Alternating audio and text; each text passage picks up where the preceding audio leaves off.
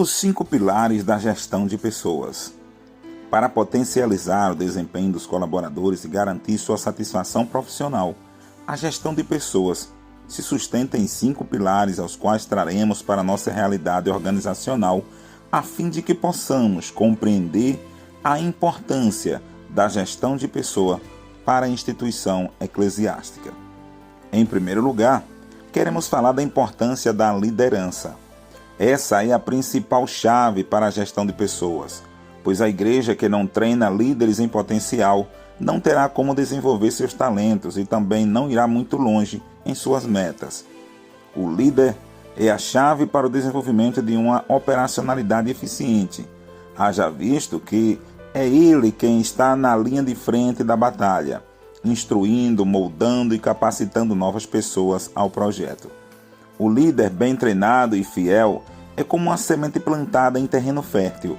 Raramente veremos igrejas treinando pessoas para assumir cargos de liderança e quando isso acontece, pode-se notar de longe o avanço da instituição. Em segundo lugar, temos a comunicação. A comunicação é a arma X do líder no processo eclesiástico, pois faz parte de toda a história do pastor. O pastor é um exímio pregador e pregar é comunicar as coisas novas. Porém, às vezes essa comunicação só tem uma asa, ou seja, a comunicação é boa para os de fora e péssima para os que estão de dentro. Daí, não funciona, pois se o líder não tiver uma boa comunicação com seus liderados, como poderá guiá-los no projeto até chegar aos lugares certos? 50% de um projeto bem-sucedido está no processo de comunicação em seu sentido amplo, ou seja, de líder para subordinado em um processo horizontal e vertical. Quando a comunicação atingir a todos de forma leve e positiva, é sinal de que houve processo nesta comunicação.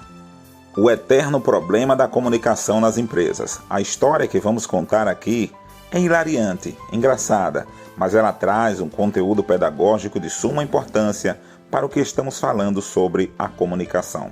Em uma certa empresa, um diretor e presidente CEO da empresa chamou o gerente e disse: "Na próxima sexta-feira, aproximadamente às 17 horas, o cometa Halley estará passando na área. Trata-se de um evento que ocorre somente a cada 76 anos. Assim, por favor, reúna os funcionários no pátio da fábrica, todos usando capacete de segurança, quando explicarei o fenômeno a eles. Se estiver chovendo, não poderemos ver o raro espetáculo a olho nu. Sendo assim, todos deverão dirigir-se ao refeitório, onde será exibido um filme documentário sobre o cometa Halley." O gerente ouviu a comunicação do presidente e passou para o supervisor, dizendo o seguinte: "Por ordem do diretor-presidente, na sexta-feira às 17 horas, o cometa Halley vai passar sobre a fábrica. Se chover, por favor, reúnam os funcionários, todos de capacete de segurança, e os encaminhem ao refeitório, onde o raro fenômeno terá lugar, o que acontece a cada 76 anos a olho nu." O supervisor pegou a mensagem e levou para o encarregado de produção, dizendo o seguinte: "A convite do nosso querido diretor, cientista Halley, 76 anos, vai aparecer nu no refeitório da fábrica usando o capacete, pois vai ser apresentado um filme sobre o problema da chuva na segurança. O diretor levará a demonstração para o pátio da fábrica." O encarregado, por sua vez, pegou a mensagem que ouviu e levou para o mestre, dizendo o seguinte: "Na sexta-feira, às 17 horas, o diretor, pela primeira vez em 76 anos, vai aparecer no refeitório da fábrica para filmar o Halley nu. O cientista famoso e sua equipe. Todo mundo deve estar lá de capacete, pois será apresentado um show sobre a segurança na chuva.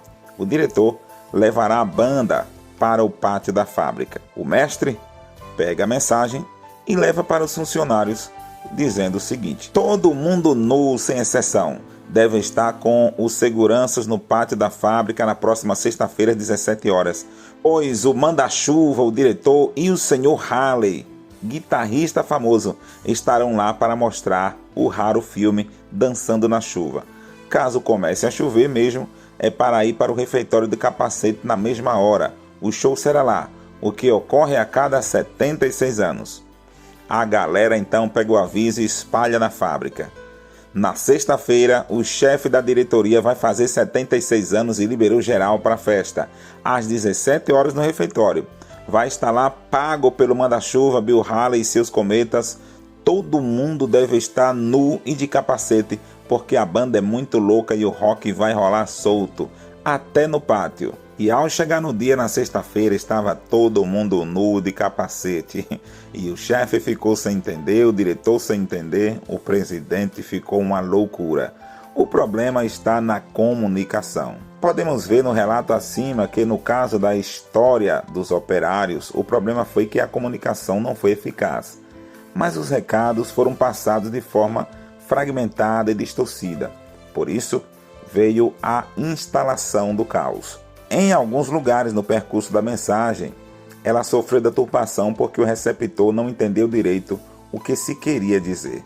Não vale a pena ouvir uma mensagem se não entender o que ela quer falar. Por isso é necessário ouvir as coisas por pelo menos 2 vezes, sendo que com os ouvidos externos e com os ouvidos internos. Ouvir com os ouvidos externos. Os ouvidos externos têm a ver com a audição cognitiva ou biológica, onde os tímpanos trabalham juntamente com o cérebro para processar as informações e colher os dados e transformar em uma ideia. Com os ouvidos internos, às vezes ouvimos tudo direitinho, colhemos as informações e processamos, só que, como foi no caso da história na fábrica, as informações foram processadas de forma errada. E por isso, deu tudo errado no final. Existe um problema conhecido como um DPA, Déficit de Processamento Auditivo, que faz com que uma pessoa ouça uma coisa e compreenda outra. E isso tem sido o caso de até muita confusão nas organizações, nas famílias e em outros lugares. Uma comunicação eficaz não está relacionada apenas ao que se diz, mas também a tudo que se entende pelo que se diz. Não adianta falar bonito e com um tom de voz agradável se ninguém está entendendo nada do que está falando. Do outro lado, há situações em que não se diz nada e se entende tudo. E isso está ligado diretamente ao processamento do intelecto do indivíduo. A audição interna tem a ver com o intelecto e com o processamento correto das informações recebidas, quer de forma fragmentada ou organizada no campo das ideias. Em terceiro lugar, temos o treinamento e capacitação. Uma boa gestão de pessoas não abandona o treinamento e a formação contínua. Do momento da chegada do discípulo na igreja até o seu sustento na fé, o treinamento é mas daí em diante precisa de um treinamento especial, mais aguçado e cheio de riqueza em conteúdo mais sólido. O treinamento contínuo é um dos desafios da gestão de pessoas. Nas etapas, pelo menos em nosso ministério, temos a consolidação dos primeiros dias, ou integração social, pré-encontro, o encontro, pós-encontro, a escola de discípulo, o reencontro, a escola de líderes e a ETVIND e ainda os alinhamentos. E esse treinamento precisa ser feito pelo Ministério de forma contínua. Em quarto lugar, nós temos o trabalho em equipe. Toda instituição precisa funcionar como um motor de um veículo, onde as operações são constantes e ordenadas, em que a falha de uma peça afeta o desempenho da outra. No trabalho em equipe não existem pessoas melhores do que outras. Existem uma hierarquia. E essa hierarquia não constitui poder, mas organização. Jesus disse: o servo não é maior do que o seu senhor, mas basta que o servo seja como o seu senhor. João capítulo 15, versículo 18. Entendo que no trabalho de equipe os administrados não são maiores ou menores do que aquele que os administra, mas às vezes pensamos que são menores, e assim vem aquela ideia de poder e controle por parte daqueles que lideram. Mas essa ideia está errada e não contribui para uma administração sadia. Na administração eclesiástica, o pastor deve ter cheiro de ovelha, e a ovelha deve ser uma cópia comportamental do seu pastor.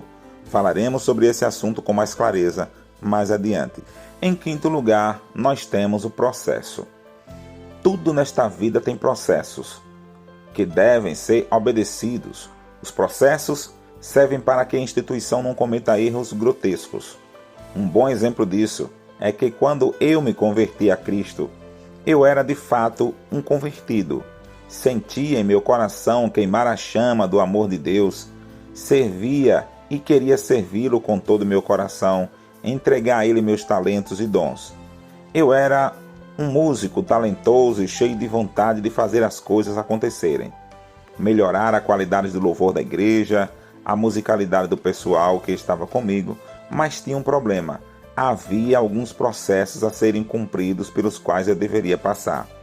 Eu precisava passar pelo processo do encontro, precisava me batizar, precisava estar legitimamente casado ou em processo. Eu precisava estar na escola de líderes. Pois bem, eu fui ao encontro, me batizei, entrei na escola de líderes e o apóstolo evangelista me deu dinheiro para dar entrada no casamento e me liberou para tocar e participar com a equipe dos levitas da igreja. O problema foi que no último processo eu agi de forma irresponsável, pois na necessidade que passei na época, usei o dinheiro do casamento para comprar comida para casa. Pois assim, naquele momento estava desempregado e tinha um dinheiro para receber. Confiei nisso e não recebi. O resultado, o apóstolo me perguntou e eu tive que falar a verdade e fui disciplinado. Nessa disciplina, eu não poderia perder os cultos, poderia estar e deveria estar nas cadeiras da frente da igreja e não deveria dar opinião sobre assunto algum antes que resolvesse meu problema. E outra, ele não me daria mais outro dinheiro para dar entrada no casamento, pois segundo ele, eu deveria ter procurado ele antes de usar aquele dinheiro e falar da verdade. Aquilo, na verdade, foi um desvio de conduta e fui disciplinado por isso. Obedeci o processo, mais tarde fui abençoado, paguei o casamento, me casei e voltei para as minhas funções ministeriais. Isso se chama processo. Quando nós quebramos o processo, acabamos de abrir portas para a legalidade de coisas indesejáveis e infortúnios que podem acontecer dentro da administração. Uma boa gestão de pessoas obedece também seus processos.